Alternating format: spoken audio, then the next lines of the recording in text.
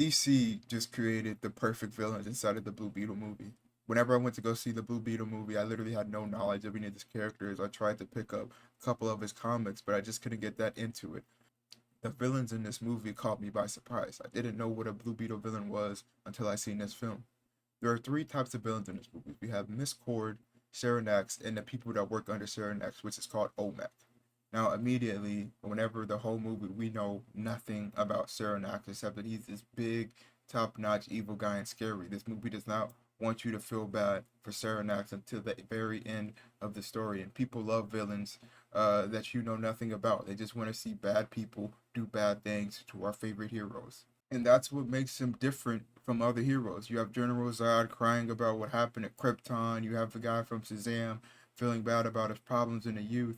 But this guy, he's just a mean monster. You don't feel bad until his story is written, until Blue Beetle is decided in a chance to let him survive or kill him. But that time, whenever his story is told, you immediately feel bad for him. And that's why he's one of the better villains inside of this story. And for him not to talk and him being trained for the military, the way his character was designed, it was amazing.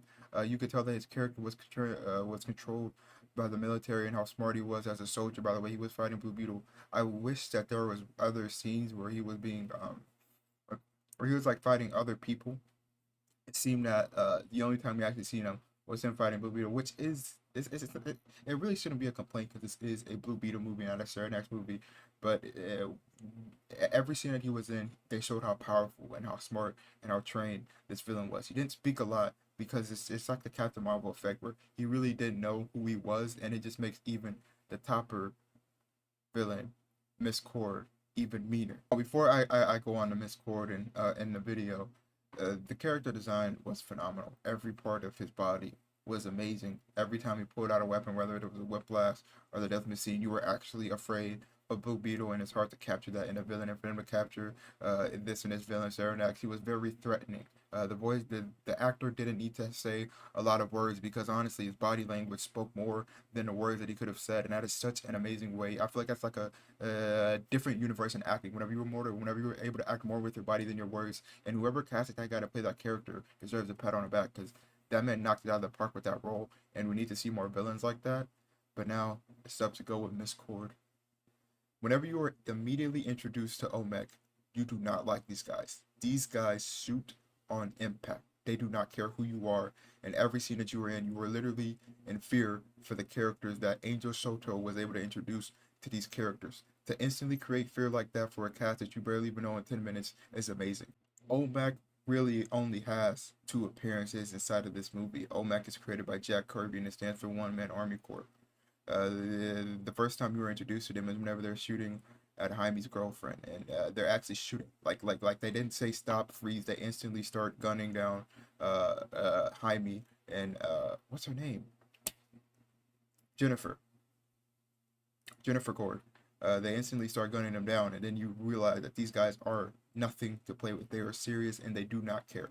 They do not care because they are being controlled. Now, the second scene that Omak appears in is one of the most scariest scenes that I've ever seen in a superhero movie. And for Angel Soto and the screenwriters to show this in a film was truly heartbreaking.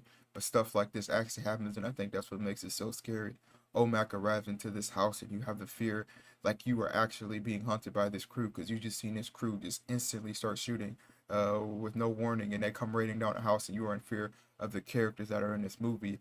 And it's one of the most terrifying things. And just know that these guys aren't even the main villains. Just shows how much work and detail that they put inside of these villain characters. I, man, dude, I don't think I'll ever forget that scene of Omak raiding Jaime's house. It's extraordinary. It's amazing. Uh, them breaking everything and them being able to create these characters that we care about and fear their life because we know that these people are scary and terrible human beings or terrible controlled robots, and it's such a beautiful thing to add into a movie, and no more superhero movies need to do that. Oh, it's a hard route to make. It's such a hard role to make somebody hate a character like Miss Cord. So how do you make Miss Cord a character that you don't like? You make her not remember employees' names. You make her overwork people, and you make her basically any evil person that runs a company and that does the wrong thing with that company. That's how you make an unlikable villain, as in Miscord. And they did that phenomenally and perfectly. And I think anybody that's had a bad boss can instantly see somebody like Miscord. And it's kind of sad, but it's cool that they're referencing and seeing this stuff in these kind of movies. Miscord, one of the most evilest women I have ever seen. You don't feel bad for Miscord. They do give her a little backstory of jealousy. It looks like she was trying to prove a point, but eventually lost her mind. She seemed intelligent, but she took advantage of people. I think she worked herself too hard trying to prove people wrong, and she lost track of who she was. She does some pretty savage things. She doesn't remember any of her co-workers' names, which is common in a lot of bosses. She almost kills her niece, which is something I've never seen any villain do. And she wants to control people. She wants to fix this world, but honestly, unfortunately, the way she wants to fix it is not fixable. In the flashback of Saranax, you see this woman go to this young base and pick this young man in order to fight her wars and her battles, and you immediately do not like this person or this character as she's playing. And I feel like as an actor, in order to portray a role like this inside of a movie, I have a lot of respect for you, because this is a lot of people won't see you the same whenever you play this character, and to play this kind of character, you deserve a whole lot of respect, because it's a very ballsy character to play.